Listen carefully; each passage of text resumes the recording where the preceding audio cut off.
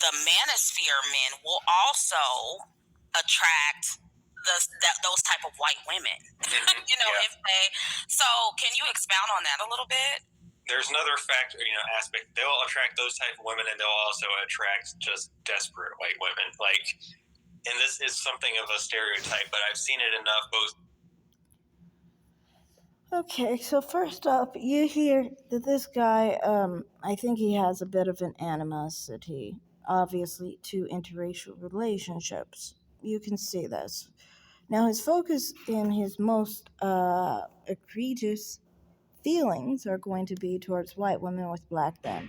Reason why is because, of course, as a white man who prefers white women, that he would obviously feel like, oh, well, black men are getting the least of white women because sometimes that's how they try and assert that the white women who go with black men are lower value. This is a way to have solace, okay? Think of it this way. If you want something and that something does not want you, your best bet in trying to make yourself feel better that that thing doesn't want you, that you want, is to devalue it. So then you can feel better about the thing, that person. When I say that thing, I'm thinking of things specifically, not people. But in this case, this woman does not want you. So she has to be devalued because he wants her. He's trying to get himself not to want what doesn't want him. Which makes sense. It's a psychological game that a lot of men play on themselves. And I think that, if that's the coping mechanism you need to have, that's the coping mechanism you need to have. But you can see that this is the peak, the first part of how you see this person feels towards black men and how they feel a bit, I think, inferior. There is an inferiority complex coming out of this person. But I want to go further. Real life and also with coworkers, like the morbidly obese white woman with the just normal average looking black guy. It's like, that doesn't say anything necessarily about her character, but she was just taking what she had. Right. So there's that I think the black manosphere has, but also, and that's the thing, to me, the fact that he thinks that black men are more attractive, as he's trying to signify here, and he implies further on that he does see these black men as attractive, to me implies he sees black men as physically attractive more than him. And it kind of is confusing to him why a black man would be with a woman of that stature, because he's saying that basically he feels that black man is above him, basically. There's that whole complex there that goes on. And I kind of find it interesting because it's like, to me, I think I don't like white men who have that inferiority complex. I do think I see it more with liberals, those with more of an association with the LGBT community too. Not strongly, but in its own way, basically. But yeah, it's interesting to me because it's like, I kind of feel like, oh, who's saying that man is more attractive than the woman that you're saying is supposedly less attractive than him? You, particularly. That was your judgment, that you thought a man was more attractive than a woman. I don't know. That's just interesting to me. Personally, to me, I do think that the black men don't really have much attractive kindness to them in that regard.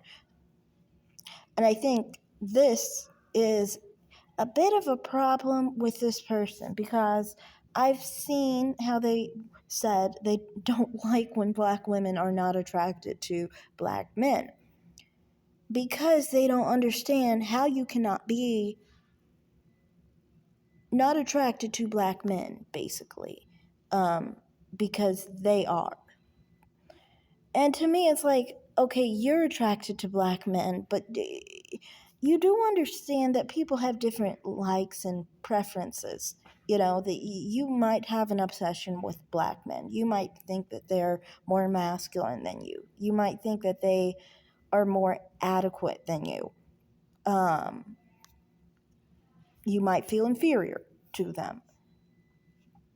But from a woman's perspective, how are you telling anybody that you're supposed to be more attracted to black men, or that black men are supposed to have more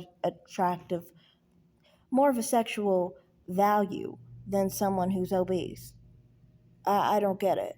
To me, I just don't get that. I think old men have more of an attraction than black men, honestly, because some can still have some bit of masculinity, while black men, to me, don't.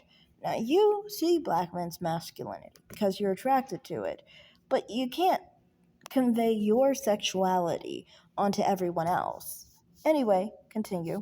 A decent white woman who hears the anti-black woman rhetoric coming from a black guy. Like, I think a decent and smart white woman is going to hear that and can you really trust a man who is just willingly going to be dumping all over the group of women that like his mother and his other family members are coming from? Like, to me, that just screams, he can't be relied upon. He's not going to be trustworthy. Not to mention, just like a decent white woman isn't going to be a racist. I do think it's a little racist to say you can't speak against anyone that comes from your race because they come from your race. Why are you saying that people can't speak against anyone because they come from their race? That seems racist in itself. So you mean to tell me that you're going to treat people within your race better than those outside of your race? Isn't that where racism started? I'm just saying. I mean, if you're criticizing someone, you should criticize them for the behavior that they are displaying, regardless of race. If you are actually a non-racist person, you criticize people regardless of their race. So, you saying that he's criticizing someone because they're a black woman and that he's criticizing black women, that means he's criticizing all black women. That was something you came up with personally. But if he's specifically just criticizing one black woman, then he's just criticizing one black woman for her actions. The same goes for divestors. When we criticize one black man, that doesn't mean we're criticizing all black men. So, like I said, this kind of mentality and this kind of ideology is where this guy has liberal racist views, basically. You have to understand racism and segregation, slavery was actually promoted, and anti-miscegenation laws that were promoted by Democrats, by liberals, his party. So it makes sense that he would think if you talk about one badly, that basically represents the whole race. Because a part of racism is literally thinking that one person did something wrong, therefore all black people are like this one person, all Mexicans are like that person, all Asians are like that person. That's where racism comes from. Continue. And a decent white woman is going to hear that and just that again, that's just going to be a red flag because it's going to sound like racist white supremacist rhetoric coming from a black person, but still it'll effectively the same sort of thing. So that's going to be a red. No, racist white supremacist ideology would be saying, oh, all of them are this way. But obviously, if a black person is saying all of them is this way, then wouldn't they be saying they are that way as well? clearly they are not saying they are exactly what they are talking against. So that lets you know they're not saying all black people are that way. They're saying that the black people that they are encountering are this way, and they are criticizing those black people. So, you can't say that that's literally racism. Your way of thinking is racism, not specifically, what the person is actually conveying. You just can't think in a way that is non racist because you are stuck in a very prejudiced mindset. So that's all I really have to say here. I'm going to do another video on this. And yeah, thanks for watching. Like and subscribe, comment down below. Have a great day. Bye, guys.